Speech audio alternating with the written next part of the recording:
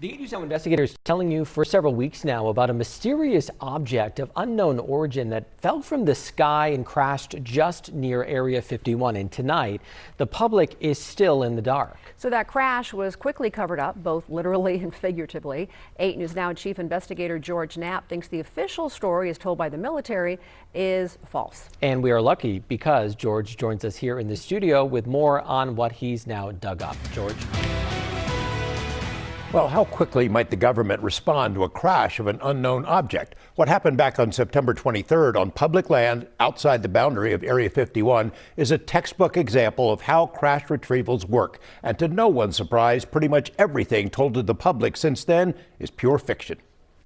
You can see this in F-18. Scanners and computers inside this room listen to and record radio traffic inside Area 51 round the clock. On the morning of September 23rd, York Arnew heard some astonishing news.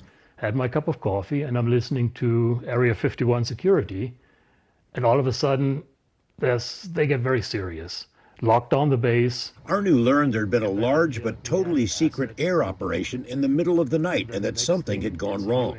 So we just had an asset go down. We had an asset go down. This is not Creech security, this is Area 51 security. And they had an asset go down. And then the next thing. Yeah, clear. All supposed to show up via line is the UAV, unmanned aircraft with ordnance. He picked up details about strict security measures which were implemented almost immediately. Not only was Area 51 itself locked down, but within a very short time, so too was a large swath of the Tikaboo Valley. It became clear that some kind of craft had crashed miles outside of Area 51's boundaries on public land adjacent to Highway 375, also known as the ET Highway. Arnew jumped in his truck and headed south from his home in Rachel. But while driving on what's known as Mailbox Road, he ran into an armed patrol. They had the gun in front of them, not pointed at me, but very visibly in front of them. And it was clear they meant business. He backtracked and headed south on the ET Highway to Groom Lake Road, the main entrance to the base. It too was blocked off by sheriff's deputies and military security. A military helicopter with an attached basket was sitting there, presumably ready to haul out wreckage of something. A pair of porta potties suggested the team planned to be there for a while. Almost the entire Tikaboo Valley was shut down.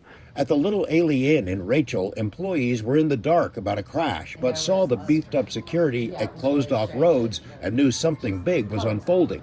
Crashes are not an everyday occurrence out here, but locals have seen plenty of them over the decades. If this thing would have crashed anywhere in restricted airspace, in restricted area, we would have never known about it. After being turned away from the presumed crash site, Arnew and the aerospace sleuths on his website, dreamlandresort.com, began gathering and sharing bits and pieces of information.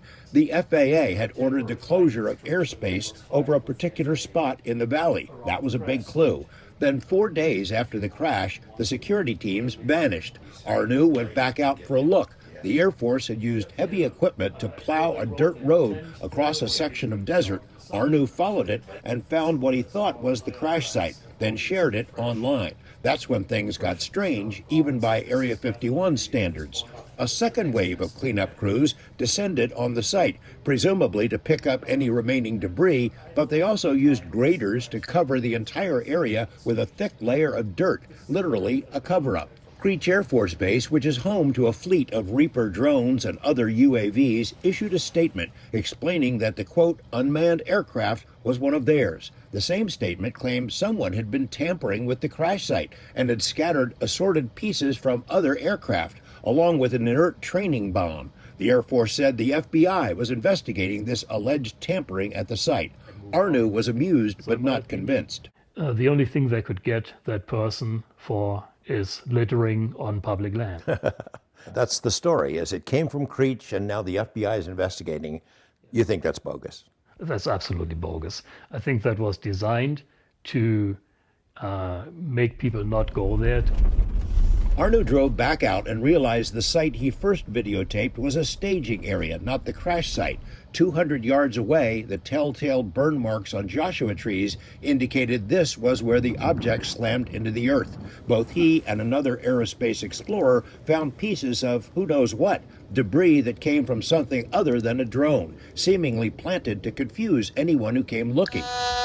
But they also found pieces under the dirt that are likely the real thing. I'm pretty sure that this piece came off the actual aircraft. Arnu, who was at the site of a genuine Reaper crash years earlier, says there's no way the Air Force could ever recover every piece of a crashed aircraft. So they added some dirt and sprinkled in some misdirection instead.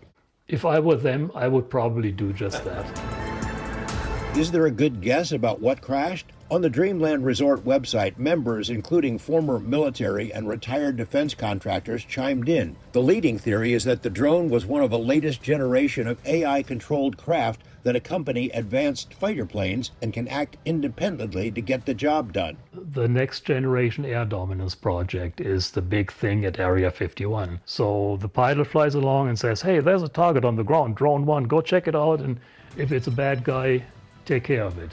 And drone 1 goes and does the rest. If the military wants to keep a secret about strange things that fall out of the sky, they have many tools at their disposal. Lock down the base, seal off the public land, put out a cover story, sprinkle some disinformation over the whole thing. Arnu says the middle-of-night operation that ended with the crash is one of the biggest he's ever heard of, nicknamed Black Flag. He has a good idea which hangar at the Area 51 base houses the unknown drones, but is not willing to say more. It is, after all, almost 3 years to the day since FBI agents kicked in the door of his home and carted away his computers and cameras. No charges have ever been filed. Back to you. And George, what I really like to say is there's so much more behind a press release, right? That press release that came in, the first one that we talked about here, said it was an incident. Didn't even say it was a crash. Didn't even say what it was. So there, really shows you how investigative reporting can go a long way.